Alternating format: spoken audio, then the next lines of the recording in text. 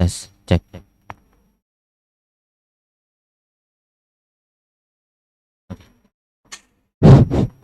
Bismillahirrahmanirrahim. Assalamualaikum warahmatullahi wabarakatuh. Alhamdulillah wassalatu wassalamu ala Rasulillah wa ala alihi wa sahbihi wa mawalah. Asyhadu an la ilaha illallah wahdahu la syarikalah. Segala puji bagi Allah Subhanahu wa taala yang alhamdulillah sampai hari ini kita masih diberikan kesempatan, diberikan kesehatan, kemudian juga diberikan kekuatan untuk sama-sama datang ke salah satu majelis ilmu yang diadakan oleh Majelis Tablik PDM Kabupaten Malang. Hadirin yang dimuliakan oleh Allah Subhanahu wa taala, semoga langkah-langkah kita, niat-niat kita dari rumah dibalas pahala oleh Allah Subhanahu wa taala. Amin amin ya rabbal alamin. Hadirin yang dimuliakan oleh Allah Subhanahu wa taala, telah hadir bersama kita yang terhormat Ustadz Syarif Hidayatullah MAG. Pada hari ini, pagi ini insyaallah kita akan sama-sama mengulas salah satu tema yang insyaallah sebenarnya sudah tidak asing bagi kita, namun ada beberapa hal yang mungkin masih menjadi pertanyaan di antara kita, yaitu tentang syafaat. Hadirin yang dimuliakan oleh Allah Subhanahu wa taala, selama ini yang kita ketahui pemberi syafaat adalah Rasulullah Shallallahu alaihi wasallam. Mungkin ya ada orang lain atau ada amalan lain yang membuat kita mendapat syafaat di hari kiamat kelak. Hadirin yang dimuliakan oleh Allah Subhanahu wa taala, selama 1 jam ke depan insyaallah Ustadz Syarif akan mengulas lebih jauh tentang apa itu syafaat, siapa saja yang mendapatkan syafaat, dan lain sebagainya yang ada kaitannya dengan syafaat. Hadirin yang dimuliakan oleh Allah Subhanahu wa taala, tidak berpanjang lebar lagi karena memang waktu sudah menunjukkan pukul 6.15. Kepada yang terhormat Ustadz Syarif Hidayatullah kami persilahkan. Bismillahirrahmanirrahim. Assalamualaikum warahmatullahi wabarakatuh.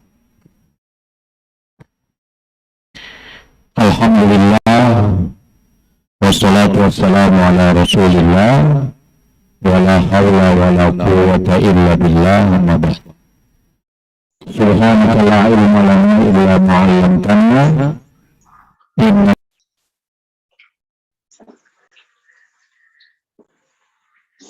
qawla fayattabi'un ahsan. Yang saya hormati Ustaz Jamal dan tim dari Majelis Tablik PDM Kabupaten Malang, Bapak Ibu hadirin hadirat yang dirahmati Allah, marilah senantiasa kita memanjatkan puji dan syukur kepada Allah Subhanahu wa taala, karena dengan kita memuji Allah berarti kita taat kepada Allah, karena Allah memerintahkan kita untuk memujinya dan Allah layak untuk dipuji. Dan dengan kita mensyukuri nikmat-nikmatnya, insyaallah Allah bukakan pintu-pintu nikmat yang baru untuk kita semua. Sebagaimana firman-Nya dalam surat Ibrahim ayat 7, la in syakartum la azidannakum. Sebaliknya, kalau kita tidak menunaikan syukur, kita kufur terhadap nikmat, waliyazubillah, wala in kafartum inna azabi lasyadid. Jadi syukur ini ada perintahnya, ada juga ancamannya. Bahkan semua nikmat yang telah diberikan Allah kepada kita akan ditanyakan. Summa latus'alunna yawma idzin 'anil naim. Hatta pakaian yang kita kenakan sekarang ini akan ditanyakan. Karena itu dengan kita mensyukurinya, jawabannya lebih mudah nanti di akhirat tentang nikmat-nikmat tersebut. Salawat dan salam semoga dilimpahkan kepada junjungan kita Nabi besar Muhammad sallallahu alaihi wasallam. Bapak Ibu yang dirahmati Allah, pada pagi hari ini tema kita adalah tentang bagian dari keimanan kepada hari akhir, yaitu tentang asy-syafa'ah, tentang syafaat. Syafaat ini termasuk kategori al-haq, kebenaran. Karena benar adanya. Kita harus meyakininya. Dalam surat Al-Asr, kita disuruh saling mewasiatkan akan kebenaran. Wa tawasau bil haq. Bahkan orang yang mewasiatkan akan kebenaran ini dihindarkan oleh Allah dari kerugian. Sampai Allah bersumpah dengan waktu. Wal asr. Innal insana lafi husrin illal ladzina amanu wa amilus solihat wa tawasau bil haq wa bis sabr. Karena itu pagi hari ini sebenarnya kita sama-sama untuk berwasiat akan kebenaran, dan salah satu dari kebenaran itu adalah asy-syafa'ah, syafaat. Saya ingin mengawali dengan hubungan antara syafaat dan hari kiamat. Jadi pada hari kiamat itu satu hari setara dengan 50.000 tahun. Berarti sangat lama sekali ya. Padahal keadaannya menyulitkan sekali. Meskipun orang dalam keadaan tidak berpakaian, tidak berbusana, bukan berarti dengan mudah untuk melihat aurat.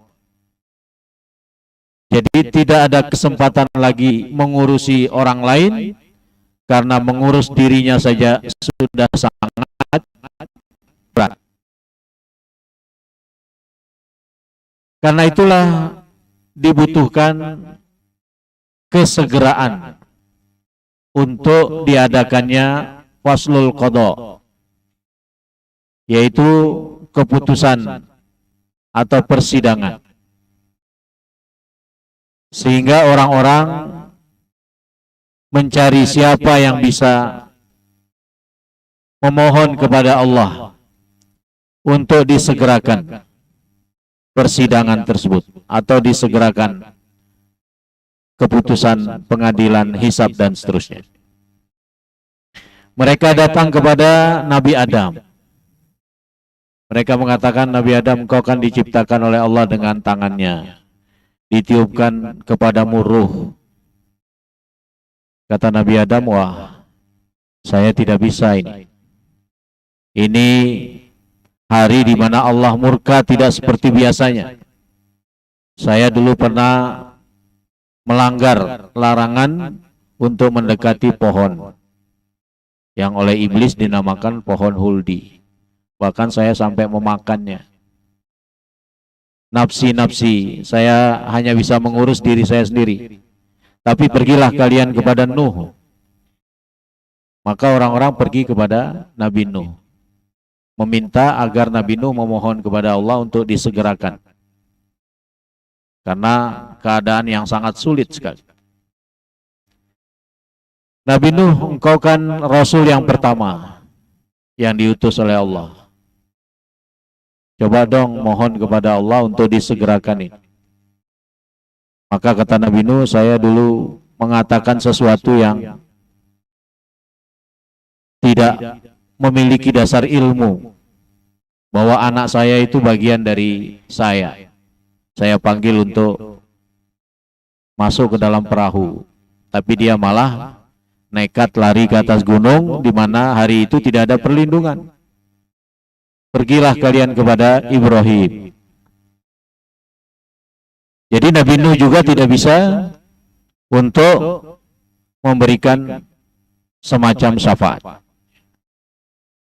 Maka datanglah mereka kepada Nabi Ibrahim juga dengan jawaban yang sama.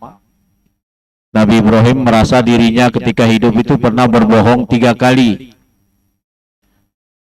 Meskipun berbohongnya itu dalam rangka kebaikan ya.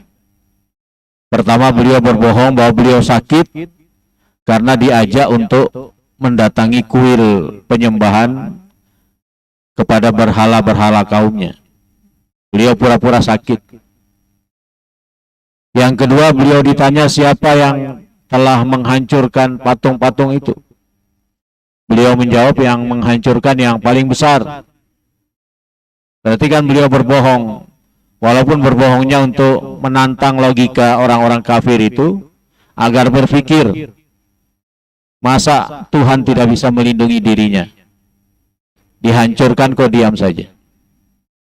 Ya, kenapa kalian sembah? Ya, kira-kira begitulah. Dan yang ketiga, beliau ketika dihadapkan pada seorang raja, ditanya siapa di sampingnya, padahal sebenarnya itu adalah istri beliau. Beliau mengatakan, ini saudari saya. Di dalam hatinya ditambah dengan fiddin, saudari seagama. Karena beliau tahu kalau beliau mengatakan itu istrinya, nanti akan diambil oleh raja itu. Jadi di tiga kebohongan Nabi Ibrahim, tapi kebohongan yang sebenarnya untuk kebaikan. Tidak ada mudarat dalam kebohongan itu. Nah, Nabi Ibrahim sendiri tidak bisa memberikan syafaat. Coba kalian datang kepada Musa. Nabi Musa ditanya supaya bisa memohon kepada Allah, tapi beliau mengatakan tidak sanggup karena dulu pernah menonjok seseorang. Tonjokannya itu mematikan. Karena membunuh sebelum menjadi nabi. Ketika masih dipelihara oleh Fir'aun. Akhirnya beliau melarikan diri ke negeri Madian. Di situ beliau ketemu dengan salah seorang perempuan dari seorang soleh. Ada yang menyebutnya Nabi Syuaib. Kemudian beliau menikah dengan salah satu putrinya dan bekerja di situ selama 10 tahun, baru kembali ke Mesir. Keputusan saja lama sekali. Sehingga orang perlu datang kepada beberapa orang agar memohon kepada Allah disegerakan, dan satu-satunya yang bisa memenuhi itu adalah Nabi Muhammad sallallahu alaihi wasallam. Inilah yang disebut dengan syafaatul uzma. Syafaat Nabi yang agung. Karena berlaku untuk semua manusia di padang mahsyar itu. Tapi apa syafaat itu sesungguhnya? Kita mulai dengan definisinya. Jadi secara bahasa, syafaat itu berasal dari kata syafa'a, yang berarti lawan dari ganjil, lawan dari witr.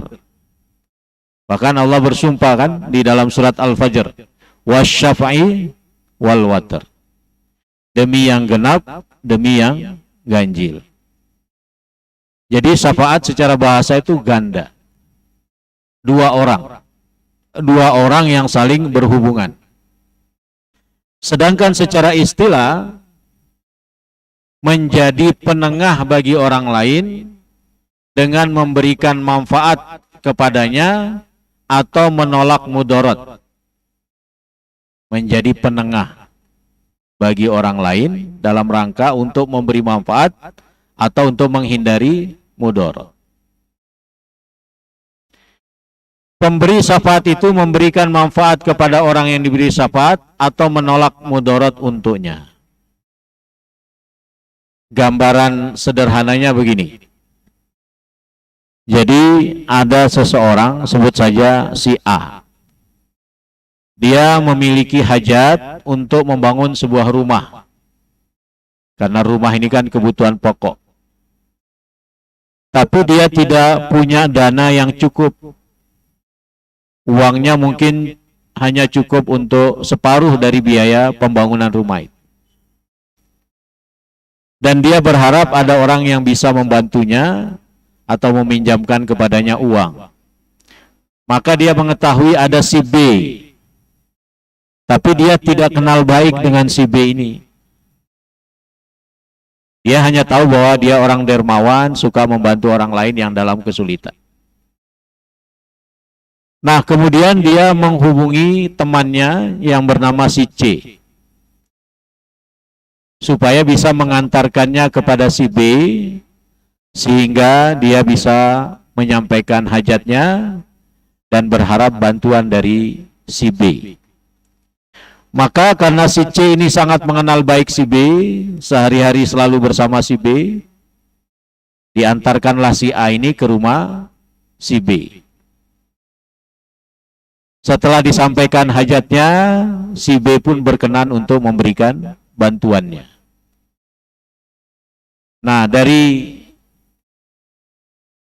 rumusan sederhana ini dapat diketahui bahwa si C itu adalah pemberi syafaat, disebut dengan syafi, karena dia yang bisa menghubungkan kepada orang yang bersedia membantu orang lain. Jadi dia menjadi penengah. Ini disebut syafi, pemberi syafaat. Sedangkan si A tadi yang ingin bangun rumah itu disebut al-masfu' alaih, al-masfu' lahu. Ya. Orang yang menerima syafaat. Ya. Nah, begitulah kira-kira gambaran syafaat itu. Jadi pemilik syafaat sesungguhnya Allah. Tapi Allah memberikan delegasi kepada seseorang ataupun amal perbuatan untuk bisa memperoleh syafaat Allah itu. Di antaranya adalah Rasulullah Nabi Muhammad SAW. Jadi secara singkat, syafaat itu tolabul khair lil ghair, memohon kebaikan untuk orang lain. Yang memohon kebaikan itu namanya syafi', yang menerima kebaikan itu namanya al-masfu' lahu. Ya, al-masfu' lahu. Kira-kira sudah jelas ya akan arti syafaat itu. Ya, bahasa kita rekomendasi lah ya. Kalau bahasa sehari-hari rekomendasi. Ya. Jadi ada orang ingin mendapatkan suatu keuntungan atau manfaat, tapi dia nggak bisa langsung mendapatkannya. Perlu ada penengahnya, perlu ada perantaranya.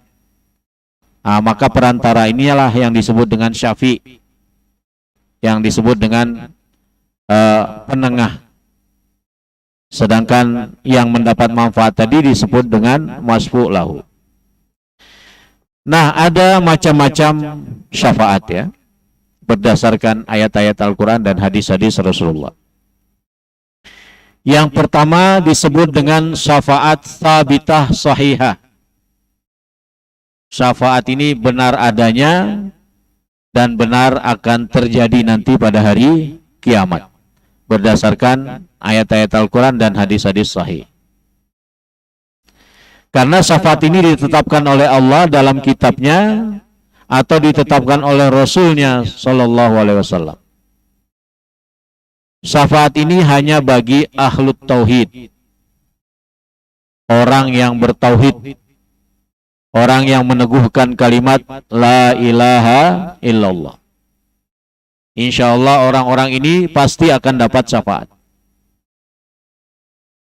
Karena para sahabat pernah bertanya kepada Rasulullah, ya Rasulullah, man as'adun nas bi syafa'atika yaumal qiyamah. Wahai Rasulullah, siapa orang yang paling bahagia nanti di akhirat pada hari kiamat yang akan mendapat syafaat Anda? Maka Rasulullah menjawab, as'adun nas bi syafa'ati yaumal qiyamah man qala la ilaha illallah khalisan min qalbihi au nafsihi.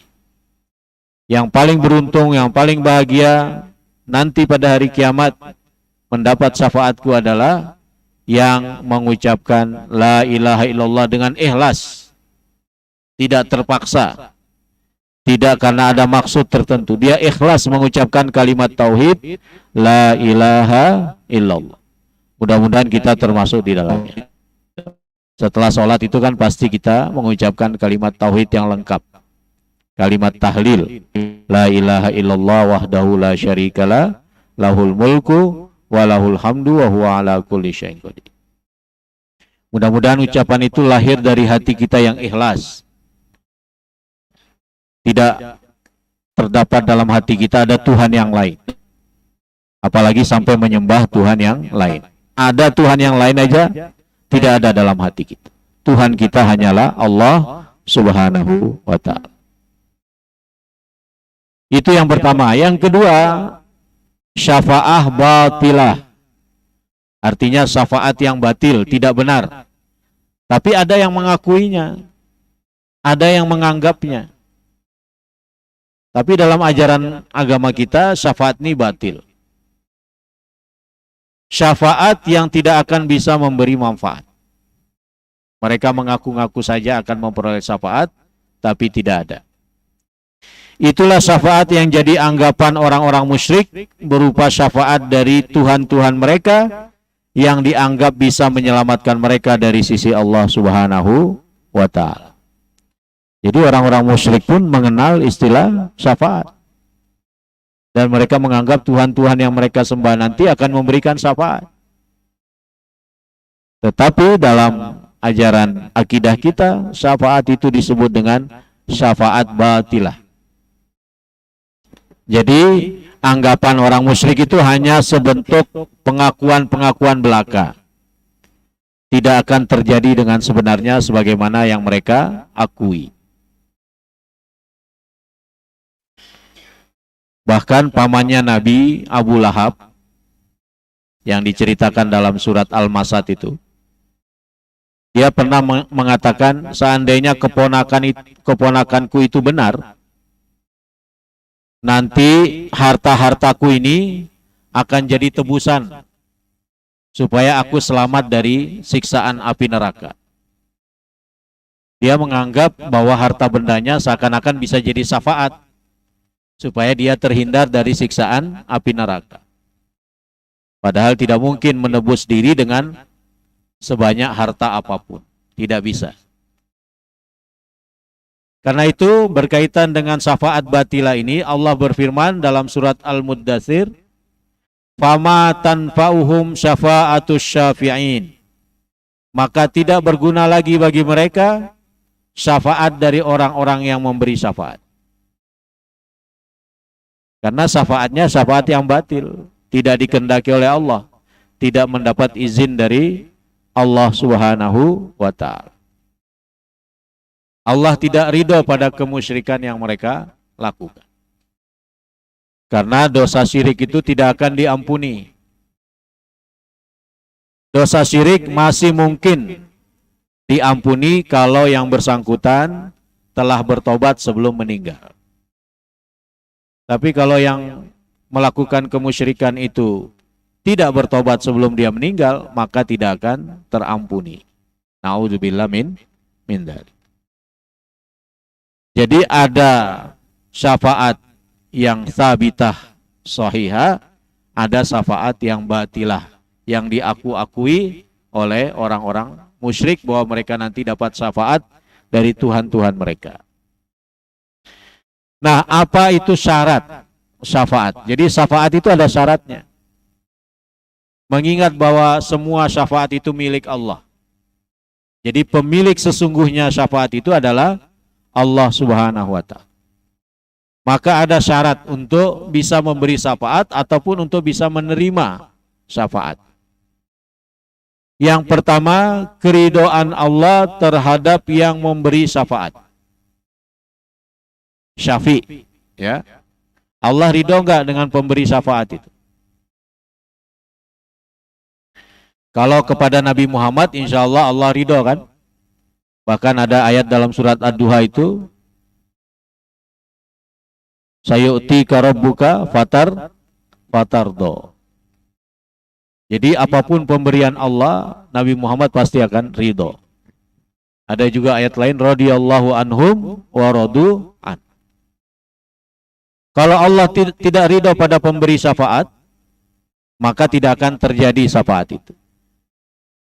Yang kedua, keridhaan Allah terhadap yang diberi syafaat, penerima syafaat itu.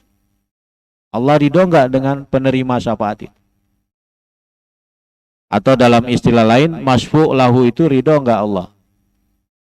Kalau enggak ada ridho, berarti enggak bisa nerima syafaat.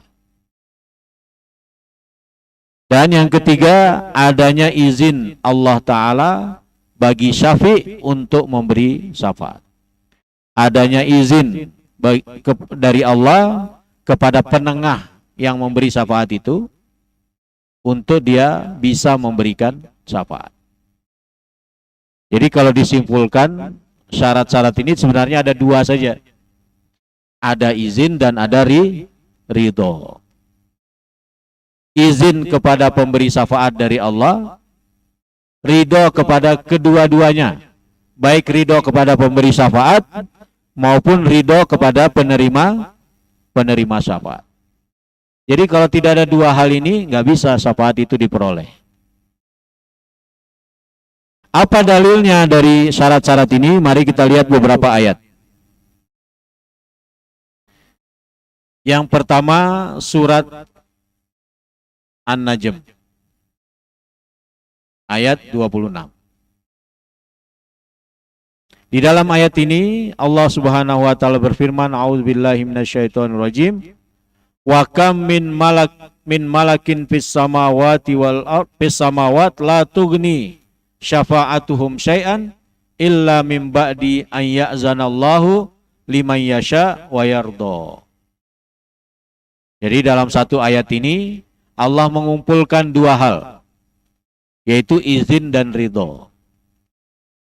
Dan berapa banyak malaikat di langit, syafaat mereka sedikit pun tidak berguna, kecuali sesudah Allah mengizinkan bagi orang yang dikehendaki dan diridhoinya. Jadi harus ada izin dulu dari Allah kepada pemberi syafaat itu, apakah malaikat, nabi, dan yang lainnya. Kemudian yang menerima syafaat itu harus diridhoi oleh Allah Subhanahu wa ta'ala. Kalau tidak ada izin dan ridho, tidak akan diperoleh syafaat. Ayat yang lain. Nah, ini kita hafal semua ya, Bapak Ibu ya. Ayat apa ini? Ayat kursi. Hafal semua kan? Insya Allah setiap selesai sholat 5 waktu dibaca kan? Apa keutamaan membaca ayat kursi setelah sholat 5 waktu? Seandainya tidak ada hisab, tidak ada kematian, orang habis masa hidupnya di dunia langsung dapat tempatnya, dan orang beriman dapat surga, maka orang yang membaca ayat kursi setiap selesai sholat 5 waktu akan menerima itu. Ya. Jadi kalau seandainya tidak ada jeda antara masuk surga dengan kematian, maka yang sering baca ayat kursi setiap selesai sholat 5 waktu itu akan memperolehnya. Berarti ini kan harapan bahwa ayat kursi ini juga salah satunya membawa seseorang memperoleh nikmat surganya Allah Subhanahu. Nah, dalam ayat kursi ini ada potongan ayat di tengah-tengahnya yang berbunyi, man dzalladzi yashfa'u indahu illa bi'izni. Tiada yang dapat memberi syafaat di sisi Allah tanpa izinnya. Jadi nggak bisa kalau nggak ada izin Allah. Harus ada izin dari Allah Subhanahu wa ta'ala. Kemudian apalagi ayat yang lain yang menjadi dalil dari syarat-syarat syafaat tadi? Ada dalam surat Toha ayat 109.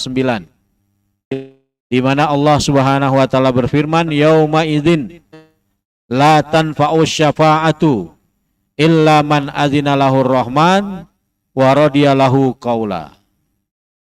Pada hari itu tidak berguna syafaat kecuali syafaat orang yang Allah yang Maha Pemurah telah memberi izin kepadanya dan dia telah meridhoi perkataannya. Jadi ada izin, ada ridho. Kalau nggak ada izin, nggak ada ridho, nggak ada syafaat. Ayat yang lain dalam surat Al-Anbiya ayat 28, Allah berfirman, ya'lamu ma baina aydihim wa ma khalfahum wa la yashfa'una illa liman irtadha wa hum min khasyatihi musyfiqun. Allah mengetahui segala sesuatu yang di hadapan mereka, yaitu malaikat, dan yang di belakang mereka, dan mereka tiada memberi syafaat melainkan kepada orang yang diridhoi oleh Allah, dan mereka itu selalu berhati-hati karena takut kepadanya.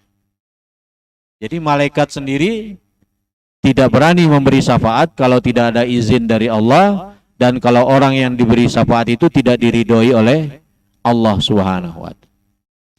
Jadi jelas bahwa syarat syafaat itu ada 3 tadi. Apa yang pertama? Ridho Allah kepada pemberi syafaat.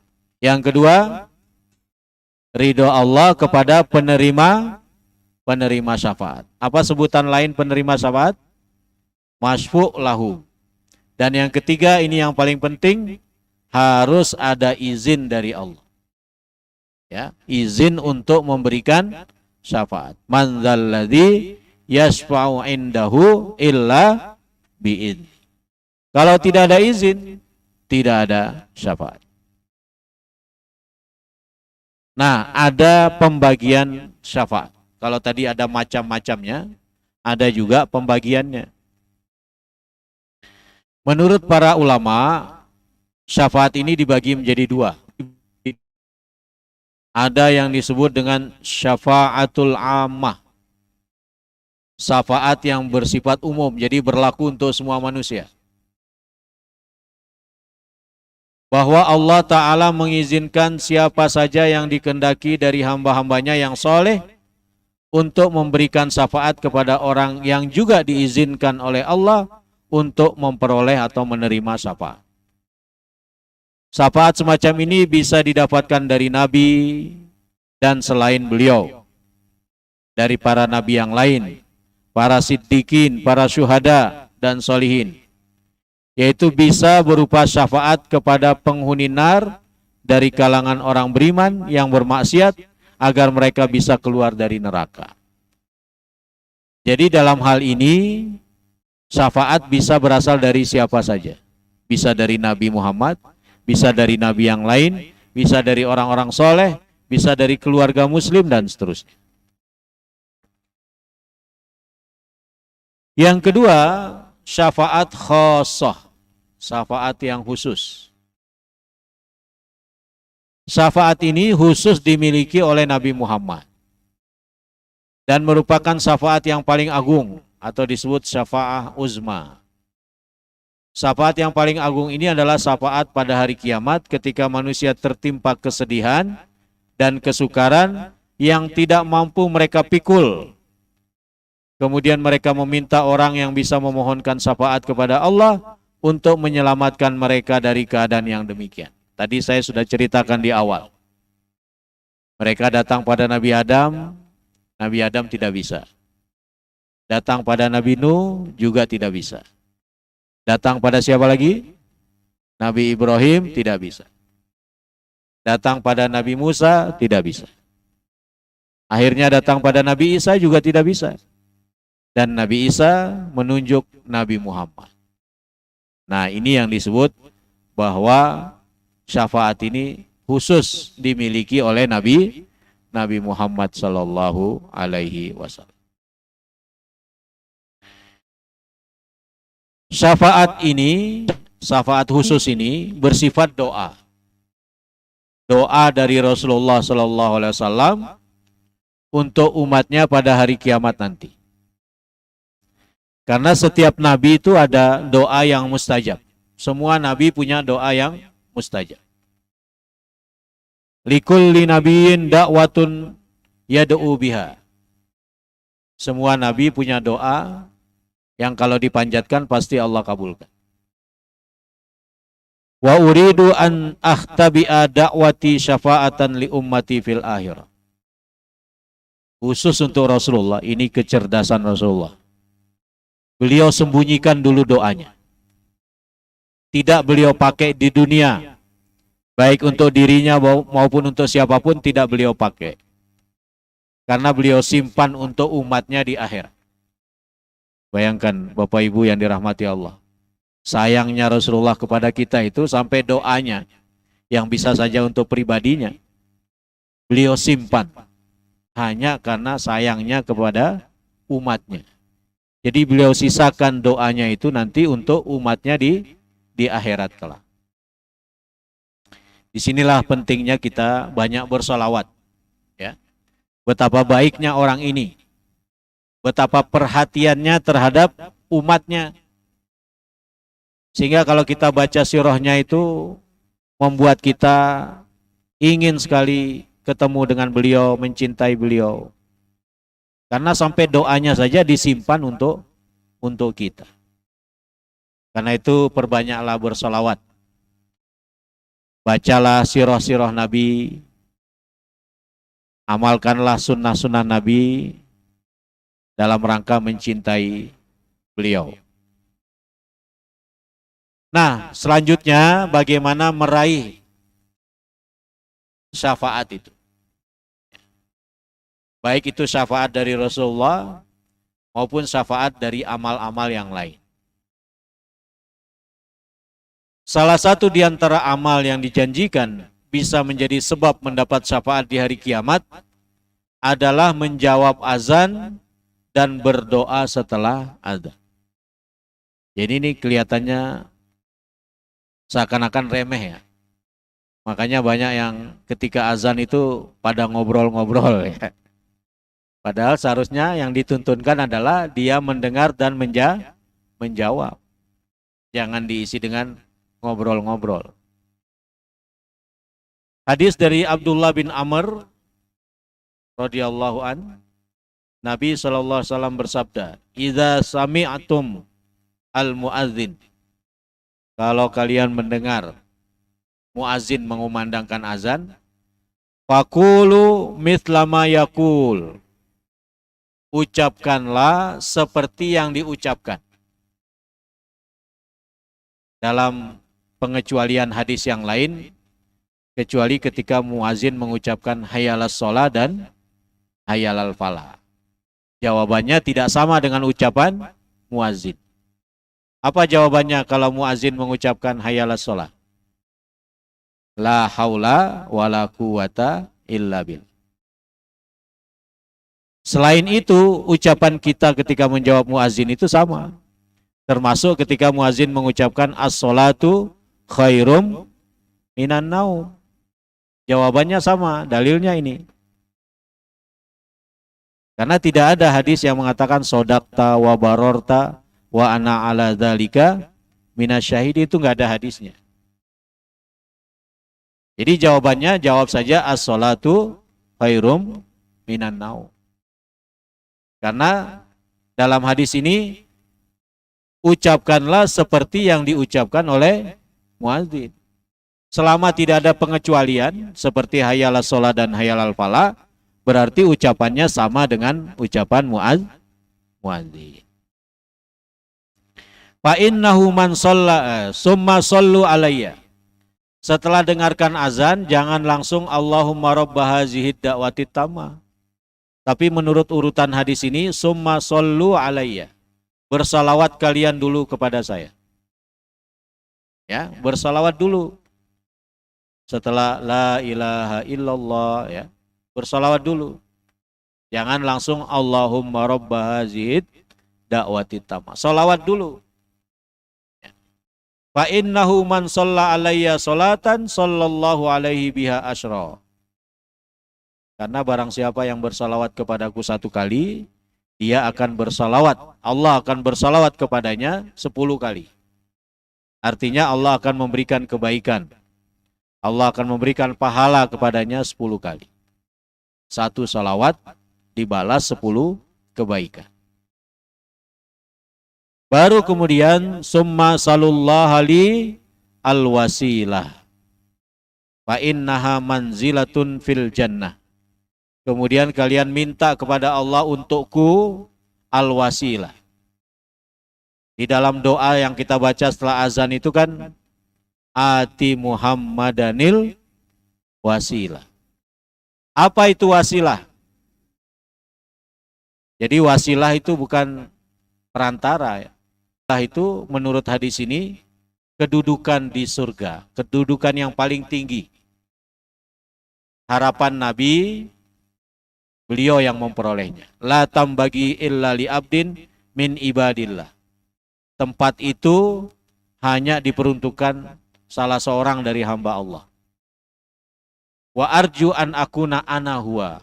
Saya berharap orang yang menempati wasilah itu ya saya. Jadi kita ketika membaca ati Muhammadanil wasilah, berarti kita mohon agar Nabi Muhammad ditempatkan oleh Allah di tempat yang disebut dengan apa tadi? Wasilah itu. – Suatu kedudukan di surga. Nah, kemudian Nabi menyebutkan manfaatnya. Faman sa'alali al-wasilah halat lahus syafa'ah. Siapa yang memohonkan untukku wasilah kepada Allah, nanti di akhirat dia halal syafaatku. Dia akan memperoleh syafaatku. Halal baginya syafaatku untuk dia terima. Jadi berdasarkan hadis ini ada urutan amalan supaya memperoleh syafaat Nabi. Satu, dengarkan azan dengan baik. Sambil dijawab sesuai dengan ucapan muazin. Kecuali pada hayyalas sholat dan hayyalal falah. Berikutnya setelah selesai azan dan selesai kita menjawab, baca sholawat. Minimal sholawat yang singkat lah. Allahumma sholli wa sallim alaihi. Setelah itu baru kita berdoa, Allahumma rabba hazihid da'wati tammah wassolatil qaimah ati Muhammadanil wasilah wal fadilah wasyarafa wad darajatal aliyatar rafi'ah wa ba'ashu maqamam mahmudanil ladzi wa'atta. Ada hadisnya berhenti sampai di situ. Ada hadisnya innaka la tukhliful mi'ah. Jadi apa amalan yang memungkinkan kita memperoleh syafaat Rasul? Menjawab azan, bersolawat dan memohon wasilah untuk Nabi Muhammad atau membaca doa setelah azan. Apalagi mengucapkan la ilaha illallah. Perbanyak ucapan la ilaha. Bapak Ibu, kalau Bapak Ibu sedang sendiri, banyak persoalan, baik itu di siang hari maupun malam, coba dengan meyakinkan, dengan rasa yang dirasakan sendiri, ucapkanlah la ilaha illallah. Dengan penuh keikhlasan, dengan penuh kehusyuan, menyelami maknanya. Mudah-mudahan dengan itu, nanti kita akan memperoleh syafaat Rasulullah. Ya, mengucapkan la ilaha illallah. Karena tidak berlaku syafaat untuk mereka yang tidak meneguhkan kalimat la ilaha illallah. Syafaat itu untuk mereka yang mengucapkan kalimat la ilaha illallah. Ini hadisnya tadi sudah kita baca sebelumnya. Ada penjelasan Ibnul Qayyim di sini. Kata Ibnul Qayyim mengenai hadis ini, inilah sebab utama atau sebab yang paling besar yang membuat seseorang bisa mendapatkan syafaat Nabi SAW, yaitu dengan memurnikan tauhid. Karena Allah tidak ridho dengan syirik. Sementara untuk mendapatkan syafaat itu syaratnya apa tadi? Harus adanya ridho Allah, dan Allah tidak ridho dengan kesyirikan. Bahkan namanya Abu Lahab itu, yang namanya adalah nama syirik. Apa nama asli Abu Lahab? Abdul Uzza. Ya, Abdul Uzza. Berarti apa artinya itu? Penyembah patung Uzza. Ada lagi saudara ayah Nabi itu namanya Abdul Ka'bah. Ya. Hambanya Ka'bah. Ya. Jadi Allah tidak berkenan pakai nama aslinya di surat Al-Lahab. Makanya pakai nama kunyahnya. Tabbat yada Abi Lahabim watab. Tidak pakai Tabbat yada Abdul Uzza. Tidak pakai. Kenapa? Karena itu nama syirik. Allah tidak ridho dengan nama syirik. Allah ridho dengan nama tauhid. Abdul Rahman. Ya. Abdul Rahim, Abdul Manaf, Abdul Manan, ya. Ada Pak Manan di belakang. Itu nama-nama tauhid. Ya. Allah ridho dengan tauhid. Ya. Jadi ini penjelasan Ibnul Qayyim untuk meyakinkan kita jangan sampai berbuat syirik. Kemudian sebab lain yang disebutkan dalam hadis sahih adalah syafaatnya Al-Quran. Hadis dari Abu Umamah Al-Bahili, beliau mendengar Rasulullah bersabda, Iqra'ul Quran, Fa innahu ya'ti yaumal qiyamah syafi'an li ashabihi. Bacalah Al-Quran, karena nanti pada hari kiamat Al-Quran itu akan datang sebagai syafi'. Apa tadi syafi'? Pemberi syafaat. Jadi Al-Quran diizinkan Allah untuk memberikan syafaat. Kepada siapa? Kepada pembacanya. Jadi yang sering baca Al-Quran, insya Allah di akhirat akan dapat syafaat. Karena itu Bapak Ibu rutinkan baca Quran. Jangan pas Ramadan saja baca Quran. Setiap hari tidak boleh tidak baca Al-Quran. Terutama sebelum tidur, siapa yang baca 100 ayat, itu sudah memperoleh pahala tahajud.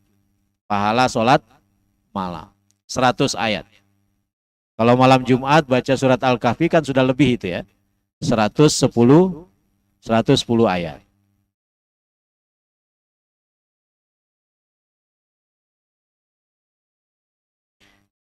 Yang dimaksud para sahabat Al-Quran, mereka adalah orang-orang yang membacanya, mentadabburinya, dan mengamalkan isinya. Jadi membaca ya iya, tadaburnya ya iya, mengamalkannya ya iya. Jadi membaca Al-Quran. Walaupun mungkin kita belum lancar ya, kan di antara kita ada yang belum lancar. Apakah berlaku hadis ini? Tetap berlaku. Tapi dengan syarat yang bersangkutan mau belajar lagi untuk memperbaiki bacaannya. Makanya masjid atau musola di lingkungan kita harus ada pengajar Al-Qurannya, baik untuk anak-anak maupun untuk orang dewasa.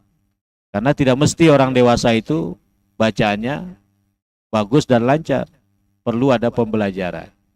Dan tidak perlu malu kalau belajar Al-Quran. Berapapun usia kita. Selama kita masih ada kesempatan dan harus menyempatkan, maka belajarlah meningkatkan kemampuan membaca Al-Quran. Bahkan hadis menghargai orang yang tidak mampu sempurna baca Quran itu 2 pahala. Ya, man qara Al-Quran. Siapa yang mau baca Quran? Wa yatata ta'fihi, dan ketika dia baca itu dia berat. Dia masih mengeja-ngeja. Dia belum bisa nyambung huruf ke huruf berikutnya, masih pelan-pelan. Mahrotnya juga tidak tepat. Mau bilang alamin itu sulit. Akhirnya bilang ngalamin misalnya. Tetaplah membaca. Wa huwa alaihi syakun, dan dia merasa berat untuk menyocokkan mahrotnya itu. Falahu ajroni, baginya 2 pahala. Artinya tidak perlu putus asa karena belum mampu bagus bacaannya terus tidak baca Quran. Tetaplah baca saja. Dibaca saja, ya. Karena itu akan jadi syafaat. Kemudian berikutnya puasa. Jadi puasa baik wajib maupun sunnah itu nanti bisa jadi syafi'. Bisa jadi pemberi syafaat, diizinkan oleh Allah. Kita baca hadis ini. As-siyamu wal Qur'an yasfa'ani li abdin yaumal qiyamah. Puasa dan Al-Quran bisa menjadi syafaat atau memberi syafaat kepada seseorang pada hari kiamat. Yaqulus siyam. Puasa akan berbicara. Jadi puasa nanti bisa bicara. Amalan yang bernama puasa itu bisa bicara. Ay Rabb, mana'tuhut ta'am wa syahawat bin nahar, fasyafi'ni fihi. Wahai Tuhanku, aku halangi dia supaya tidak makan dan tidak memenuhi syahwatnya di siang hari karena dia puasa. Apakah itu puasa wajib maupun itu puasa sunnah, dia puasa. Karena itu berikan aku untuk bisa memberi syafaat kepadanya. Wa yaqulul Qur'an, Al-Quran juga akan bicara. Mana tuhun naum bil lail wasyafi'ni fihi.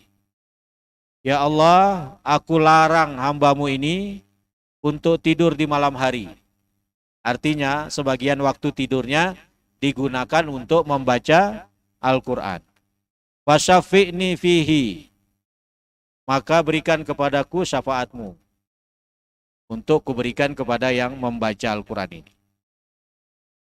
Kemudian fayasfa'ani, keduanya pun diizinkan oleh Allah untuk memberi syafaat, baik itu Al-Quran maupun puasa. Diizinkan, Al-Quran diizinkan memberi syafaat kepada yang membacanya, terutama di malam hari. Puasa diizinkan memberi syafaat kepada yang melakukannya. Jadi beruntunglah ahlus syam, beruntunglah yang suka puasa Senin Kemis, yang suka puasa Yaumul Bid, ya, insya Allah akan memperoleh syafaat. Kemudian apalagi? Banyak bersolawat kepada Nabi. Aulan nasu bi yaumal qiyamah aktsaruhum alayya sholata. Yang paling berhak mendapat syafaatku nanti pada hari kiamat adalah yang paling banyak bersalawat kepada. Khususnya perbanyak salawat itu di hari Jumat. Karena pada hari Jumat itu kalau kita banyak bersalawat, langsung ditunjukkan kepada Nabi. Ini si fulan, tinggal di Jetis misalnya. Dia bersalawat padamu pada hari ini banyak sekali. Jadi ditunjukkan kepada Rasulullah. Nah, ini diantara kiat untuk memperoleh syafaat. Ala kulli hal, Bapak Ibu yang dirahmati oleh Allah, harus kita yakini syafaat ini benar adanya dan dia bagian dari al-haq yang kita disuruh untuk saling mewasiatkan. Ya, sampaikan kepada saudara yang lain bahwa ada syafaat. Sampaikan amalan-amalan yang bisa mendatangkan syafaat. Yakini bahwa syafaat itu ada yang sahih, ada yang syar'i, ada yang batil. Ya. Yang batil, orang-orang musyrik menganggap mereka bisa dapat syafaat dari Tuhan yang mereka sembah. Padahal tidak mungkin. Karena untuk mendapat syafaat harus ada ridho dan izin dari Allah. Dan Allah tidak ridho dengan kesyirikan. Allah tidak rela dengan disekutukan dirinya. Itulah kajian kita sebagai mengenal tentang syafaat. Mudah-mudahan menambah keyakinan kita akan hari akhir dan memperbanyak upaya-upaya untuk memperoleh syafaat itu, diantaranya dengan membaca Al-Quran, menjawab azan, berpuasa dan lain sebagainya. Saya kembalikan lagi kepada Ustaz Jamal. Assalamualaikum warahmatullahi wabarakatuh. Baik, Bapak Ibu yang dimuliakan oleh Allah Subhanahu wa taala, demikian tadi penjelasan yang singkat namun padat sekali. Sebelum kita mungkin nanti ada beberapa sesi, nanti mungkin kita buka sesi tanya jawab, namun sebelumnya ada beberapa poin yang dapat kami ambil pada kajian pagi hari ini yang cukup padat dan singkat sekali lagi. Yang pertama, hadirin yang dimuliakan oleh Allah Subhanahu wa taala, bahwasannya syafaat ini adalah salah satu hal yang termasuk dalam rukun iman, ya, keimanan kita. Ya, karena ini bagian dari hari akhir, ya. Ini adalah peristiwa-peristiwa yang harus kita yakini kebenarannya dan ini hak, ya, sesuatu yang benar. Ya, sesuatu yang harus kita yakini. Kemudian yang berikutnya, hadirin yang dimuliakan oleh Allah Subhanahu wa taala, baik yang hadir secara langsung di PDM maupun yang hadirin yang ada di Zoom, Ustaz. Ini karena ada dua hadirin, ada yang hadir melalui Zoom, YouTube, kemudian juga ada yang di aula PDM. Kemudian yang berikutnya, syarat syafaat tadi disinggung oleh Ustaz Syarif, bahwasannya yang paling penting adalah syaratnya yang pertama ridho Allah Subhanahu wa taala terhadap pemberi syafaat, kemudian ridho Allah terhadap penerima syafaat, kemudian yang terakhir adalah izin, ya, dari Allah Subhanahu wa taala. Kemudian yang terakhir tadi disampaikan oleh Ustaz Syarif bahwasannya bagaimana caranya kita supaya mendapatkan syafaat, ya, dari Allah Subhanahu wa taala. Yang pertama tadi mengucapkan tahlil, ya. Selalu mengucapkan kalimat la ilaha illallah dengan ikhlas, ya. Mengucapkannya dengan ikhlas. Kemudian yang berikutnya membaca Al-Qur'an, ya. Al-Qur'an itu sebagai pemberi syafaat kita nanti di hari kiamat. Kemudian yang berikutnya puasa, ya. Tadi disinggung oleh Ustaz Syarif bahwasannya banyak ayat, banyak dalil, ya, bahwasannya puasa bisa menjadi pemberi syafaat bagi pelakunya. Kemudian yang terakhir, bersalawat kepada Rasulullah Shallallahu Alaihi Wasallam. Hadirin yang dimuliakan oleh Allah Subhanahu Wa Taala, jika ada yang ingin ditanyakan kepada Ustadz Syarif terkait dengan syafaat, kami persilahkan. Nanti untuk yang penanya kami beri bingkisan ya, kami beri bingkisan dari PDM dan ini program kerjasama dengan Ma'had Abdurrahman bin Auf. Bagi yang bertanya, monggo Pak Manan. Monggo, ada penanya dari Pak Manan? Ya.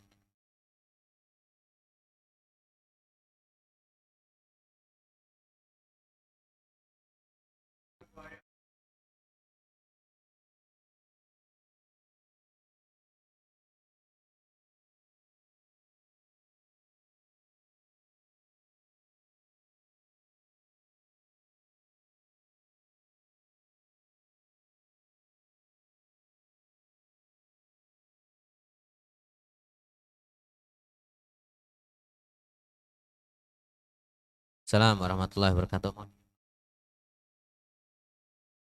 Baik, penanya berikutnya, terima kasih kami sampaikan kepada Pak Manan. Kemudian berikutnya, monggo.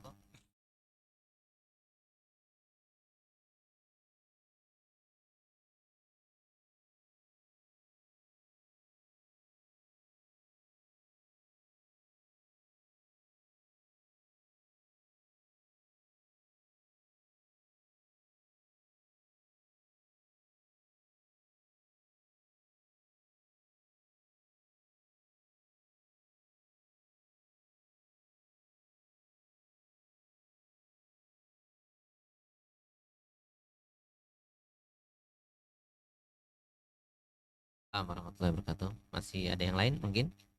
Yang ibu-ibu? Oke, baik, monggo Ustaz.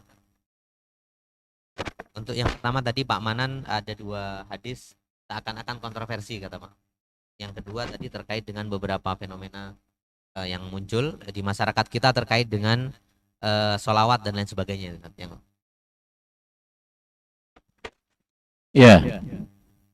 Pertama saya ingin menjawab pertanyaan dari Ustadz Manan.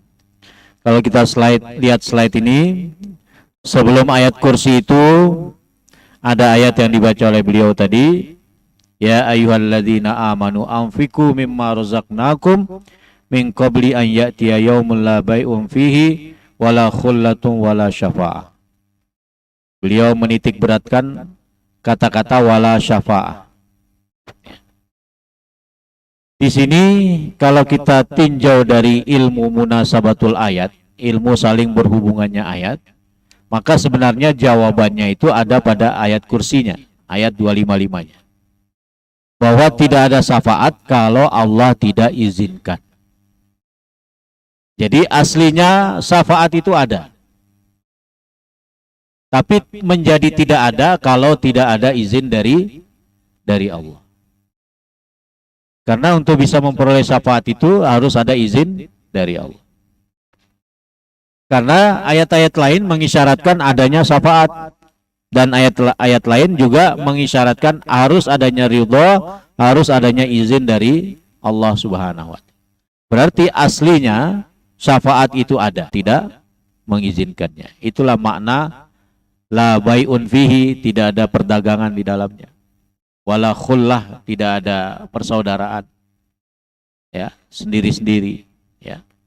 Yauma yafirrul mar'u min ahihi wa ummihi wa abihi. Jadi orang akan menghindar dari saudaranya, dari ayahnya, dari ibunya.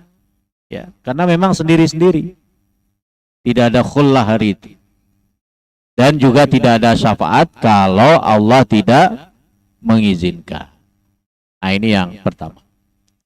Kemudian yang kedua, terkait dengan ada istilah bumi salawat, ya. Yang lainnya bukan bumi salawat, ya.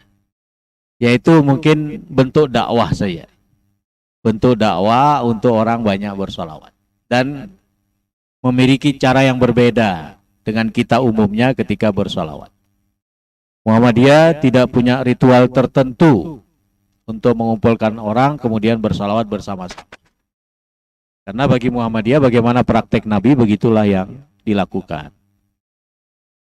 Berbeda mungkin dengan kaum muslimin yang lain yang mengadakan acara khusus untuk itu. Ya. Dalam hal ini ya lakum a'malukum walana a'maluna saja. Karena itu kita seringkali dianggap anti salawat karena tidak berkenan dengan cara salawat seperti itu. Ya. Padahal sebenarnya kita bersalawat dengan cara yang berbeda. Berarti kalau kita dikatakan anti salawat, terkesan bahwa seakan-akan salawat yang benar itu yang seperti itu. Dengan cara mengumpul-ngumpulkan, kemudian bersama dengan keras dan seterusnya. Atau mungkin mengubah syair-syair salawat. Ya. Bagi kita tidak, ya. Karena persoalan salawat ini menjadi pertanyaan sahabat, wahai Rasulullah, kami sudah tahu cara bersalam kepada engkau. Lantas bagaimana cara bersalawat? Sahabat saja sampai bertanya. Berarti kan ini sesuatu yang penting untuk diperhatikan caranya juga. Karena itu diantara kita warga Muhammadiyah itu bersalawatnya sendiri. Karena itu perbanyak salawat sendiri. Ya. Terutama hari Jumat. Datang lebih awal ke masjid, apa yang dilakukan setelah sholat, ya, tambah dengan sholawat, variasikan dengan sholawat.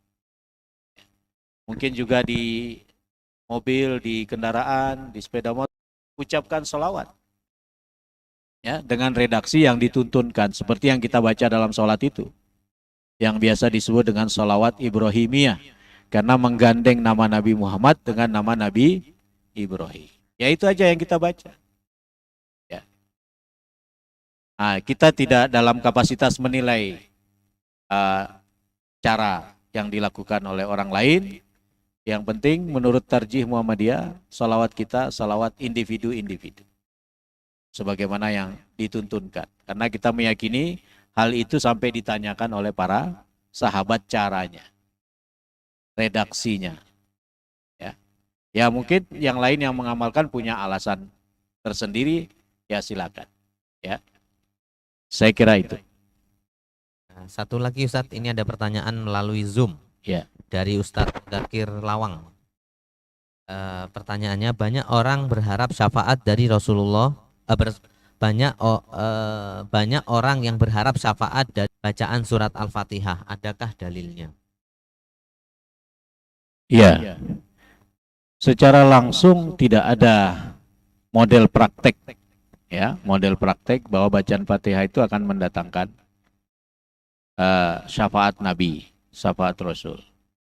Yang ada adalah membaca Al-Quran, mendapatkan syafaat Al-Quran, ya, bukan syafaat Rasul. Tapi kita mungkin mendapatkan syafaat Rasul juga dengan ketaatan kita kepada beliau, yaitu salah satu bentuk ketaatan itu membaca Al-Quran yang beliau terima sebagai wahyu. Bukan seperti kalau dikhususkan mengirimkan Fatihah, yaitu mungkin dianggap sebagai doa saja untuk yang dikirimkan itu. Kalau di tarjih Muhammadiyah mendoakan, tidak mengirimkan, tapi mendoakan. Dan memang mendoakan orang yang meninggal itu sangat dianjurkan. Ya, karena doa yang kita panjatkan itu juga memberi manfaat kepada mereka yang sudah berada di alam barzah. Ya, misalnya dengan Allahumma ghfir lahu warhamhu wa'afihi wa'fu anhu. Ada juga doa, ya Allah jadikan kubur mereka sebagai taman surga dan jangan kau jadikan sebagai lubang-lubang neraka. Itu kan menunjukkan anjuran untuk mendoakan. Jadi tidak tepat dihubungkan kiriman Fatihah menjadi sarana mendapat syafaat Nabi. Ya, Allahu a'lam.